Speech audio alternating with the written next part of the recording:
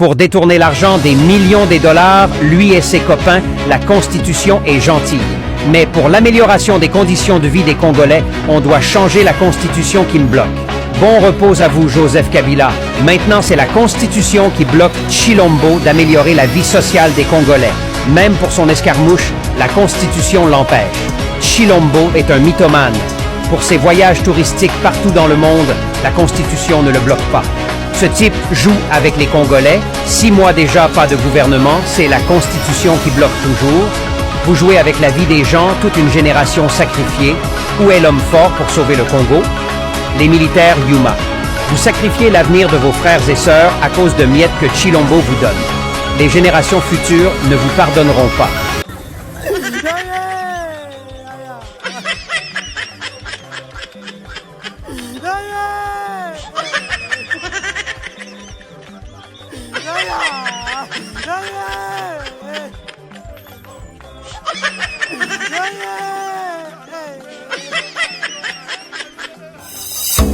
Écho d'économie.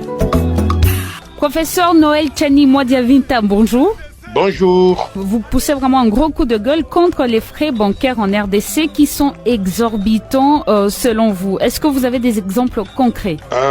Tout à fait. Les banques étrangères en République démocratique du Congo abusent de leurs clients congolais sans pitié. Les charges, les frais et les commissions que ces banques prennent sur les comptes de leurs clients sont exorbitants et n'existent nulle part au monde sauf en République démocratique du Congo. Par exemple, ayant fait un dépôt d'argent dans son compte d'épargne dans une banque à Kinshasa, s'il veut transférer cet argent à son compte dans une autre banque dans la même ville, donc à Kinshasa, ce transfert lui coûtera 1% du montant transféré. Si par exemple le transfert est pour $1 million américains, les frais de transfert reviennent à $10 000, donc 1% du montant de 1 million. Alors que le même transfert coûterait moins de $20 dans un autre pays. Et si le client veut simplement retirer au guichet de la banque $3 600 cash de son compte d'épargne, ce retrait lui coûterait $50. Ailleurs, en dehors de la République démocratique du Congo, ce retrait est gratuit. Lorsque vous dites ailleurs, vous faites allusion à quel pays? Je fais allusion à tous les pays du monde. Vous savez que je suis quand même quelqu'un qui avait l'occasion de voyager. J'ai voyagé dans près de 125 pays différents à travers le monde. Donc, aux États-Unis d'Amérique, au Canada, au Sénégal, en Côte d'Ivoire, au Burkina, vous allez en Angola, vous allez dans les pays asiatiques, partout, en Europe. Donc, c'est comme ça que les choses se font. Mais les banques au Congo se comportent comme si elles étaient sur leur propre planète et que la République démocratique du Congo et les Congolais devaient être traités différemment. Justement, vous ne pensez pas que c'est un peu lié à l'environnement des affaires ici en RDC? Nous avons un climat des affaires dont beaucoup se plaignent, surtaxation, chevauchement des services étatiques, tracasseries diverses. Vous savez, quand j'ai regardé un relevé qui m'a été remis par une banque, où je n'ai fait que retirer $3 600 cash et qui avait les frais qui arrivaient à $50, j'ai demandé au banquier de m'expliquer pourquoi il y avait donc ces charges-là. On m'a dit que dans les $50, les taxes reviennent à $6. Et le reste, on a subdivisé cela en 2 catégories. Les commissions et les frais qui reviennent donc à la banque. Donc, il ne faut pas simplement blâmer l'environnement des affaires. On peut se plaindre donc de l'environnement des affaires, mais je crois que le grand problème que nous avons ici, c'est que les banques commerciales ne cherchent pas à prendre le risque. On le prend lorsqu'on fait du crédit aux clients. Mais si les banques ne font pas du crédit, regardez les bilans des banques ici. Les crédits bancaires représentent moins de 20% de leur bilan. Dans d'autres pays, le crédit bancaire représente 65 à 80% du total du bilan. Ça veut dire qu'ici, les banques ne se nourrissent pas du crédit bancaire. Elles veulent se nourrir des opérations qui ne leur permettent pas de prendre du risque sur la clientèle. Et ces opérations-là sont d'un volume très limité et s'appliquent d'ailleurs sur une clientèle bancaire qui est très réduite et par conséquent, ce peu d'opérations est surfacturé. Professeur Noël Tchani, vous interrogez alors sur le rôle de la régulation. Vous dites, que fait l'autorité monétaire dans tout ça? Pourquoi? Oui, je me pose cette question-là parce que, en réalité, dans un environnement comme le nôtre, il faut qu'il y ait un gendarme. Le gendarme qui puisse regarder ce que font les banques commerciales et qui établissent des normes, c'est-à-dire des règles que tout le monde doit pouvoir respecter et des standards que chacun doit pouvoir respecter. Mais lorsque le gendarme est trop silencieux ou ne communique pas du tout et on ne sent pas sa présence, les banques se comportent comme dans la jungle. Donc on facture comme on veut et la banque centrale, il n'y a même pas un mécanisme pour qu'un client puisse se plaindre chez quelqu'un. Dans un autre pays, la Banque centrale aurait mis un numéro de téléphone pour permettre à ceux qui ont des plaintes de pouvoir s'adresser donc à ce numéro-là. Dans un autre pays, on appelle ça l'agence de protection des consommateurs. La Banque centrale qui ne fait pas son travail, qui est trop absente, qui est trop silencieuse. Est-ce qu'on peut dire aujourd'hui que la RDC a un levier pour faire fléchir les banques étrangères établies sur le territoire national? Est-ce que c'est possible, tenant compte de toutes les faiblesses que vous avez relevées? Bien évidemment, la RDC, en tant que pays souverain, a le pouvoir d'autoriser les banques étrangères à fonctionner sur son territoire. Et si une banque étrangère ne se comporte pas comme il se doit, la RDC dispose du levier de la sanctionner conformément à la loi et conformément aux régulations en vigueur. Professeur Noël Tchani Mwadianvita, je vous remercie. C'est à moi de vous. C'est que la dédollarisation de l'économie ne se décrète pas. Elle s'est construite sur la production massifiée des biens et services. Donc on ne dédollarise pas l'économie par des communiqués. Même la toute-puissante Chine n'a pas encore réussi à dédollariser son économie. Jusqu'aujourd'hui, j'ai l'autorité de le dire. Les États-Unis d'Amérique, c'est 25% du PIB mondial. 24%, pardon, voudrais-je dire. C'est 24% du PIB mondial. Donc vous n'allez pas démolir ça comme ça du jour au lendemain. Ça, c'est la première précision qu'il fallait apporter. La deuxième précision, c'est que le contexte ne s'y prête pas. Nous avons une monnaie qui flanche au quotidien. Cette monnaie a englouti une bonne partie du pouvoir d'achat des Congolais. Or, qui dit pouvoir d'achat, dit pouvoir de choix. Donc les Congolais n'ont plus de choix dans la consommation. Quel est l'envers du décor de cette mesure-là? Et là, j'ai besoin de votre attention. Il est vrai que les paiements vont se faire en électronique. Mais ça va alimenter la sécurité monétaire. Parce qu'au bout du tuyau, nous sommes en économie extravertie. Toutes ces entreprises vont se retrouver avec beaucoup de francs dans les circuits bancaires.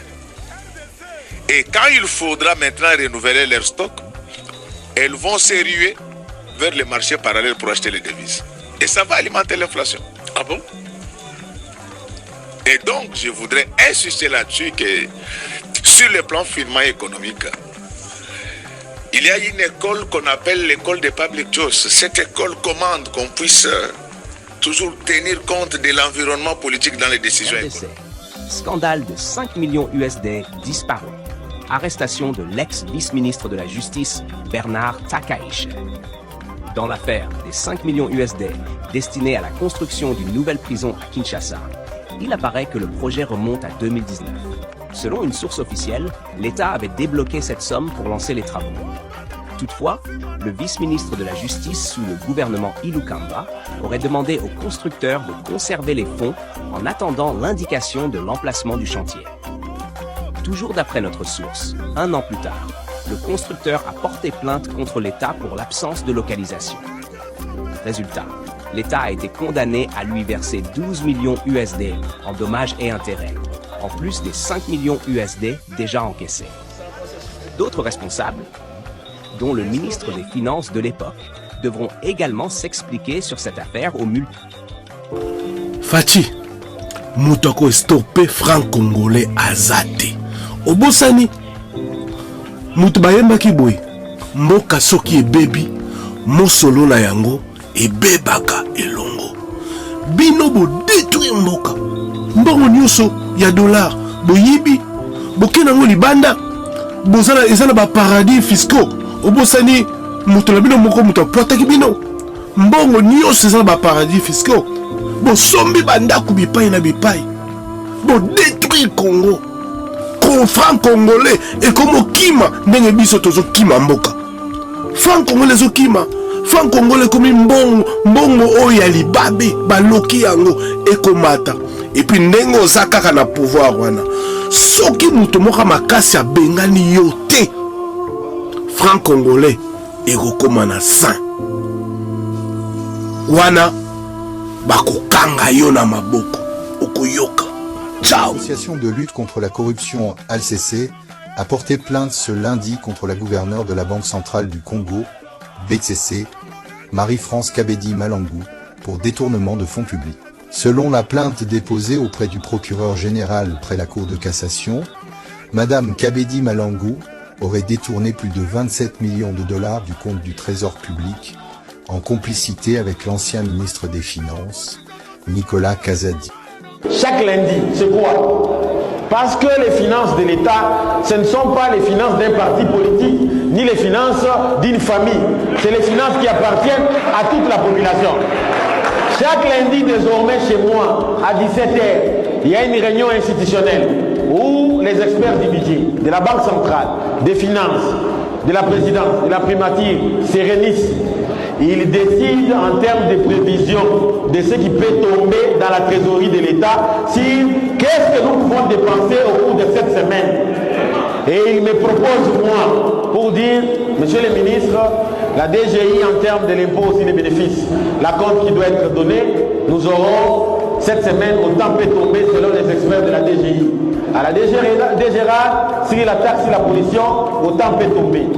À la DGDA, les droits douaniers, autant peut tomber. Et nous avons des appuis budgétaires qui peuvent aller jusqu'à 10 millions qui peuvent tomber cette semaine. Ça nous fait une enveloppe d'autant. Si nous planifions tous les mois, nous pouvons être à telle période. Donc, dans ces charges, monsieur le ministre, la charge contraignante la plus suprême, c'est la rémunération des agents de services publics de l'État. Moi-même, je suis fonctionnaire. Je connais la souffrance qu'en disent les fonctionnaires avec les maigres moyens qu'on leur paye. Est-ce qu'il faut-il encore leur payer 45 jours après? Non. Je prends la mesure pour que ça soit la priorité des priorités. Il y a à son actif plusieurs publications scientifiques. Soucieux de récompenser le sens élevé du devoir et d'abnégation de ces brillants universitaires qui, en dépit d'un environnement peu favorable à la recherche scientifique, fournit des efforts croissants et continus dans la recherche scientifique et c'est en vue d'offrir aux décideurs, au-delà du microcosme politique congolais, de grandes orientations stratégiques dans la perspective du développement socio-économique de notre pays. Sur autorisation expresse du président de la République, grand chancelier des ordres nationaux, vu la nécessité et l'urgence, décide. Article 1er. La médaille d'or du mérite des arts, sciences et lettres est décernée à M. Noël Tchani Mwadiamvita. Article 2. Le secrétaire général à la chancellerie des ordres nationaux et le directeur du cabinet du chancelier des ordres nationaux sont chargés, chacun en ce qui les concerne, de l'exécution de cette décision qui entre en vigueur à la date de sa signature.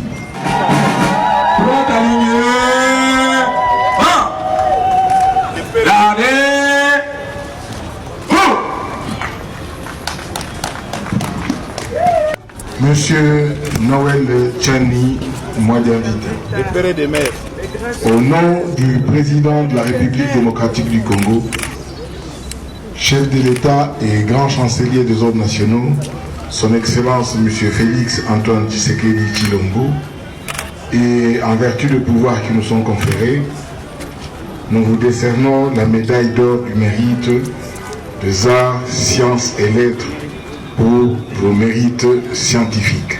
Sincères félicitations.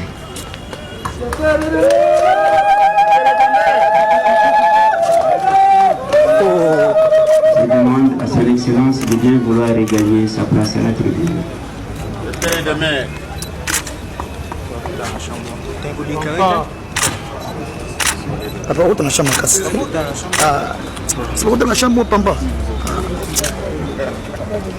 Nous sommes sans la bâtiment. Demandons